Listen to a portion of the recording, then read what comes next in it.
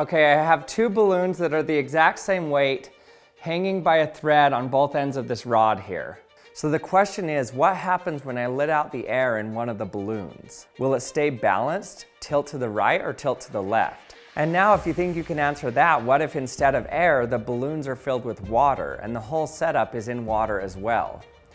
The balloons still fall like in air when you drop them.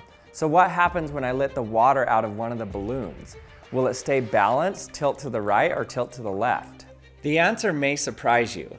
In this video, I'm going to show you an experiment that seems to break intuition, but ends up revealing one of the biggest differences between liquids and gases. But before we continue, I want to thank the sponsor for this video, Outskill. Have you noticed how Claude is suddenly everywhere right now? And naturally, everyone online keeps saying you need to learn AI, but almost nobody actually teaches you how to use these tools in a practical way. That's why Outskill is hosting what they call the world's first Claude-a-thon, happening live this weekend from 10 a.m. to 7 p.m. Eastern Time. It's a 2-day deep dive into Claude and more than 10 other AI tools. And right now they're giving away 1,000 free seats for a limited time. More than 10 million people worldwide have already attended their trainings, and they're rated 4.9 out of 5 on Trustpilot. During the workshop, you'll learn how to do deep research with Claude, build your own dashboards and artifacts, create presentations with AI, connect tools together to automate workflows, and build custom GPTs and agents, and even generate videos and visuals with AI. They even show you things like setting up Claude connectors to automate tasks like job searches and other repetitive work. And if you sign up now, you'll also get bonuses like 50 secret Claude codes to make Claude way more powerful. And you'll also get an AI prompt library and a personalized AI toolkit builder completely free. The training is also mentored by leaders from companies like Microsoft, Google, Amazon, and NVIDIA. So if you want to check it out, use the link in the description or scan the QR code on screen and join the WhatsApp community before the free seats run out. And thanks again to Outskill for sponsoring this video. Now let's get back to our experiment. So let's start off with the first experiment. I have two balloons here that I filled up with compressed air to the same size. Then I attached them to the stick here. You can see that it's pretty well balanced, not tilting one way or the other. I have a clip on the end that I'm going to remove to let the air out, and then put the clip back on the balloon. So the question is, what happens when I let the air out of this balloon? What will happen? Okay, here we go. We're gonna let the air out.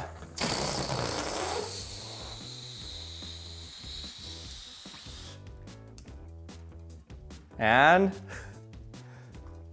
you can see that now the balloon that still has air in it is heavier than the one without air in it. Before we talk about why this happened, let's go to the next case now.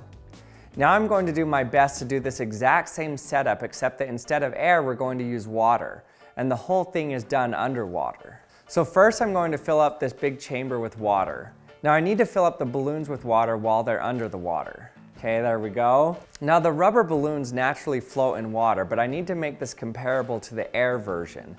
So I need them to sink instead of float, so they'll naturally fall downward. So I'm gonna put a little weight inside of them. Now the balloons naturally want to fall down in the water. So I'll hook them to the rod so they're balanced on either side. So now let's see what happens when I let the water out of one of the balloons. Okay, let's take off the clip.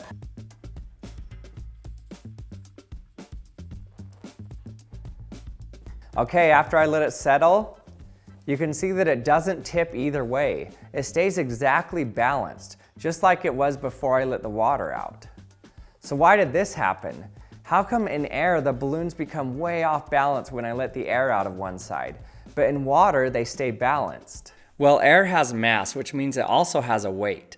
But because we're surrounded by air, that means we don't feel its weight. You can see this a little more clearly with water. For example, I have around 170 grams of water in this ball here. When I put it on a scale, you can see I have around 178 grams, which is the weight of the container plus the water. But now if I surround the scale with water instead of air, then we get something completely different. You can see I get only around 8 grams. The weight of the water has just kind of gone away and I'm left with just the weight of the container. So you can't weigh water in water, and you also can't weigh air in air. So now with our balloons in water, it's clear why when we let the water out of the balloon or in the balloon, it didn't tip the rod to either side, because the water doesn't weigh anything when it's surrounded by water. So it doesn't matter whether that weightless water is in the balloon or out of the balloon, it won't tip the scale either way. But why isn't that the case with air? Well, air, like all gases, is compressible. That means you can easily squish it. So if I take this syringe, it's pretty easy to change the volume of the air inside by adjusting the pressure on the syringe. But with water, that isn't the case.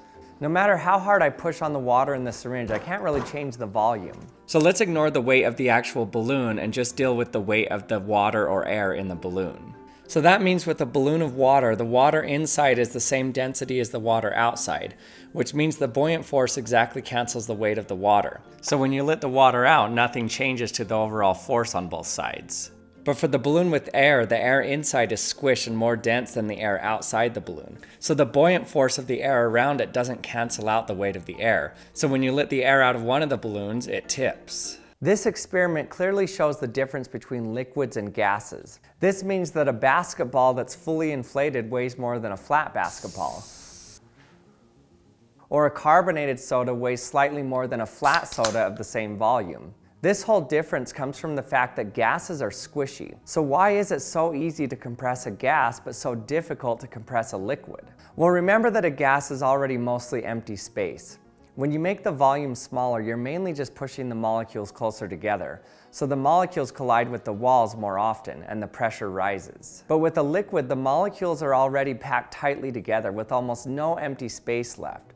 So compressing a liquid means trying to force the molecules themselves closer together against extremely strong atomic forces, which is much harder to do. And thanks for watching another episode of the Action Lab. I hope you learned something. If you haven't subscribed to my channel yet, remember to hit the subscribe button, and we'll see you next time.